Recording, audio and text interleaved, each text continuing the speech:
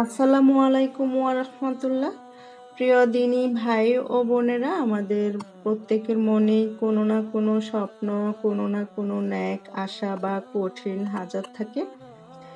আমরা প্রতিনিয়ত আল্লাহর কাছে প্রার্থনা করি, কিন্তু আপনি কি জানেন, মহানবী হযরত মুহাম্মদ সাল্লাল্লাহু আলাইহি ওয়াসাল্লাম আমাদের এমন কিছু জিকির ও দোয়া শিখিয়েছেন, যা পাঠ করলে আমাদের আল্লাহ তাআলা বান্দার দোয়া কখনো ফিরিয়ে দেন না। এমনই একটি চমৎকার জিকির হলো ইয়া জাল জালালি ওয়াল ইকরাম। সুন্নাহ আলোতে শায়খ আহমদুল্লাহ এই জিকিরটির যে ফজিলত এবং আমলের নিয়ম বর্ণনা করেছেন, আজ আমরা তাই জানব। ভিডিওটি শেষ পর্যন্ত দেখলে আপনিও এই হারিয়ে যাওয়া আমলটি নিজের জীবনে কাজে লাগাতে পারবেন। প্রিয় দর্শক, রাসূল সাল্লাল্লাহু আলাইহি ওয়াসাল্লাম আমাদের যে সমস্ত জিকির ও দোয়া পাঠ করার নির্দেশ দিয়েছেন, তার মধ্যেই বেশ কিছু আমল আজ আমাদের সমাজ থেকে প্রায় বিলুপ্ত পথে। তেমনই একটি অত্যন্ত পাওয়ারফুল জিকির হলো ইয়া জাল জালালি ওয়াল ইকরাম। সুনানে তিরমিজি এবং অন্যান্য হাদিস গ্রন্থে বর্ণিত আছে, আল্লাহ রাসূল সাল্লাল্লাহু আলাইহি ওয়াসাল্লাম সাহাবীদের নির্দেশ দিয়ে ইরশাদ করেছেন, তোমরা ইয়াজাল জালালি ওয়াল ইকরাম কে আঁকড়ে ধরো এবং নিয়মিত বেশি বেশি পাঠ করো, অর্থাৎ এই জিকিরটিকে সবসময় নিজেদের অভ্যাসে পরিণত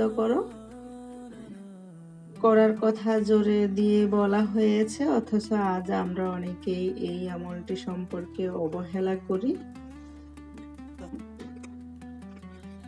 এখন প্রশ্ন আসতে পারে, এই জিকিরটির অর্থ কি এবং এর ভেতরে কি রহস্য লুকিয়ে আছে? মহান আল্লাহর গুণবাচক নামগুলোর মধ্যে এটি অন্যতম একটি নাম।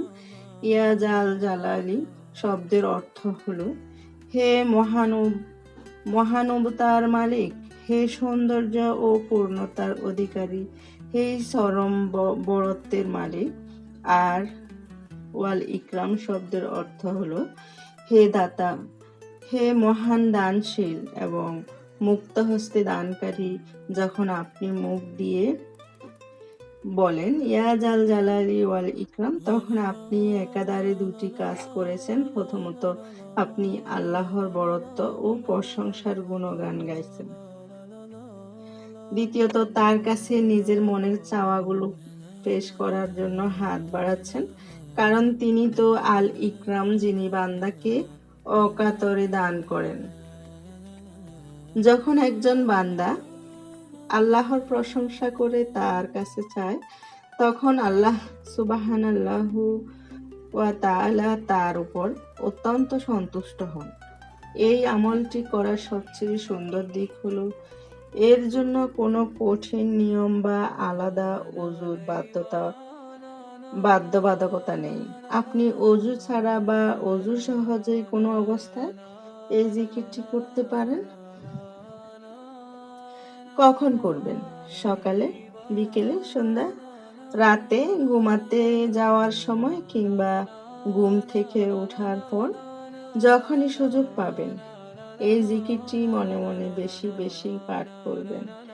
দোয়া কবুলের বিশেষ সময়, যখন আপনি আল্লাহর কাছে মোনাজাত করবেন, তখন দোয়া শুরুতে এবং মাঝখানে বারবার বলবেন ইয়া জাল জালালি ওয়াল ইকরাম।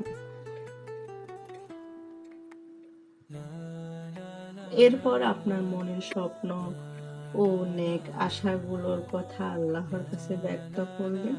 ইনশাআল্লাহ আল্লাহ আপনার প্রয়োজন সম্পর্কে অবগত আছেন এবং তিনি আপনার মনের আশা পূরণ করবেন।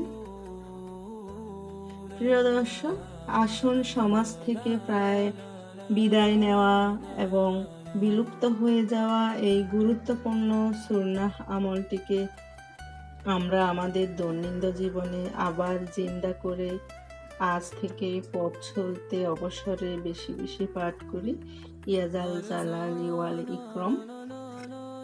ভিডিওটি আপনার ভালো লাগলেও একটি লাইক দিন এবং অন্য মুসলিম ভাই বোনদের জানার সুযোগ করে দিন, শেয়ার করুন। আপনার একটি শেয়ার হয়তো কোনো ভাইয়ের দোয়া কবুলের উসিলা হতে পারে। ভালো থাকুন, সুস্থ থাকুন। আল্লাহ হাফেজ।